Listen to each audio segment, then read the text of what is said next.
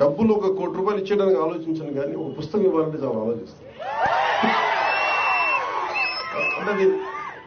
అంటే పుస్తకాన్ని ఇవ్వాలి అంటే నిజంగా నా సంపదను ఇచ్చేసి, అంటే నా కర్ణుడి కవచకుండలాలు ఎలా కోసేస్తే బాధపడుతుందో నాకు తెలియదు, కానీ నా పుస్తకం ఇవ్వాలంటే మటుకు చాలా కింద మీద పడిపోతాను. ఇవ్వాలవద్దు. అందుకని ఏంటంటే కొంతమంది అడిగినప్పుడు, ఈవెన్ నా పిల్లలు అడిగినప్పుడు కూడా వాళ్ళకి కావాలని ఇంకో కాపీ కొనిచ్చిస్తాను తప్ప నా పుస్తకాలు ఇవ్వడానికి ఇబ్బంది పడతాను. అంత మమకారం నా పుస్తకాలు.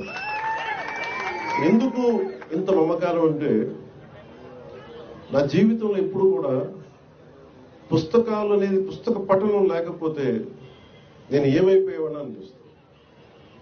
నేను ఇంటర్వ్యూని కూడా ఎందుకు మధ్యలో ఆపేశానంటే చదువుకోలేక కాదు, మార్క్స్ తెచ్చుకోలేక కాదు, బాగా చదివేవాడిని. కానీ ఎందుకంటే నేను కోరుకుంటున్న చదువు పుస్తకాల్లో లేదు, నాకు క్లాస్ రూమ్లో లేదు.